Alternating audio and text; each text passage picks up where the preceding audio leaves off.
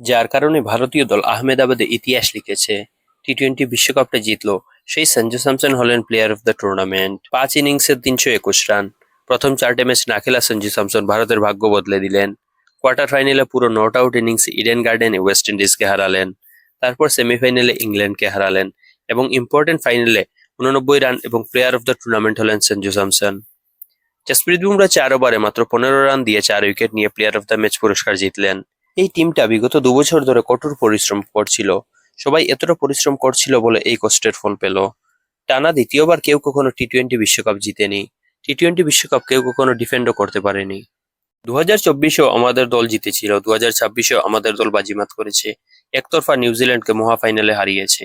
ঘরের মাঠে কেউ কখনো টি-টোয়েন্টি বিশ্বকাপ জিতেনি। ২০২৬-এ আমাদের দল ঘরের মাঠে এই ইতিহাস গড়েছে। যে আহমেদাবাদের স্টেডিয়ামকে ভারতের জন্য আনলাকি স্টেডিয়াম বলা হতো, সে আনলাকি তকমাকে আমাদের দল ভেঙে চুরমার করে দিয়েছে এবং এই মাঠে নিউজিল্যান্ডকে ৯৬ রানের বিশাল ব্যবধানে হারিয়ে আমরা হিস্ট্রি রিপিট করেছি, হিস্ট্রি ডিফিটও করেছি। আর এ নিয়ে ২০০৭, ২০২৪ ও ২০২৬ আমরা হাইয়েস্ট টি-টোয়েন্টি বিশ্বকাপ জেতা দল হয়ে গেলাম। প্রথমে জিতেছিলেন মহেন্দ্র সিং ধোনি, তারপর রোহিত শর্মা, আর এখন সূর্যকুমার যাদব।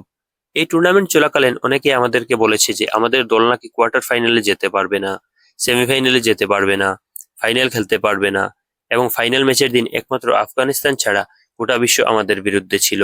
গত টি-টোয়েন্টি বিশ্বকাপ জেতার পর আমাদের দল পুরো ২ বছর যা কঠোর পরিশ্রম করেছে এবং সাথে টিম ম্যানেজমেন্ট যে সহযোগিতা করেছে, তারপর আমাদের দলের যা পারফরমেন্স, তার জন্য সত্যি আমাদের দল এই ট্রফিটা ডিজার্ভ করে। ফাইনালে প্রত্যেক খেলোয়াড় দুর্দান্ত পারফর্ম করেছেন। যেমন অভিষেক শর্মাকে নিয়ে মাতামাতি চলছিল যে তাকে দল থেকে ড্রপ করা হোক। ফাইনালে তিনি দেখিয়ে দিলেন কেন তিনি বিশ্বের ১ নম্বর টি-টোয়েন্টি ব্যাটসম্যান। মাত্র ২১ বলে ৫২ রানের একটা ঝড়ো ইনিংস খেলেন। তারপর সঞ্জু স্যামসন ৪৬ বলে ৮৯ রানের একটা অসাধারণ ইনিংস খেলেন এবং ঈশান কিষানও ২৫ বলে ৫৪ রানের ইনিংস খেলে নিউজিল্যান্ডকে একেবারে ব্যাকফুটে ঠেলে দেন এবং ফিনিশিং করতে এসে শিবম দুবে মাত্র ৮ বলে ২৮ রান করেন, যার মধ্যে ছিল ৩টা ৪ ও ২টা ছক্কা এবং স্ট্রাইক রেট ৩২৫।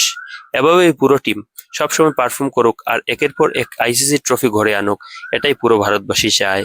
জয় হিন্দ।